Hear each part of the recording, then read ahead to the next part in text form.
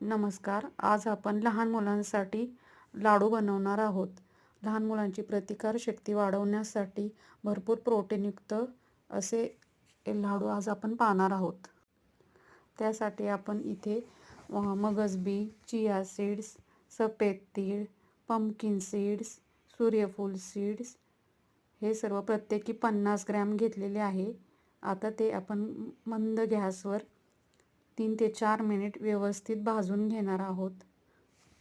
त्यानंतर पॅनमध्ये तूप गरम करून काजू आणि बदाम हे 100-100 ग्रॅम घेऊन व्यवस्थित तळून घ्यायचं आहे व नंतर मनुके 50-50 ग्रॅम घेऊन ते देखील इथे तळून घ्यायचे आहेत. नंतर थोडं तूप घेऊन त्यामध्ये आपण इथे डिंक 100 ग्रॅम मी डिंक इथे घेतलेला आहे, तो तळून घेणार आहोत. आता आपण इथे पाक तयार करणार आहोत. त्यासाठी मी इथे 250 ग्रॅम गूळ घेतलेला आहे आणि 4 चमचे तूप घेतलेले आहे.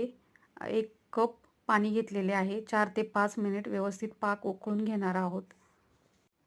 आता मिक्सरच्या मोठ्या भांड्यातून आपण इथे पाव किलो शेंगदाणे भाजून घेतलेले आहेत, पाव किलो खोबरे भाजून घेतलेले आहे, डिंक, मिक्स सीड्स आणि काजू बदाम हे सर्व भरडसर मिक्सरला करून घेणार आहोत. त्यानंतर तुम्ही पाहू शकता मी इथे मखाना 100 ग्रॅम घेऊन पॅनमध्ये गरम करून ते देखील मिक्सरला बारीक करून घेतले. त्यानंतर 2 चमचे वेलची पावडर घातलेली आहे आणि मिक्स करून घेतलेले आहे. आता आपला पाक देखील इथे तयार झालेला आहे, तुम्ही पाहू शकता.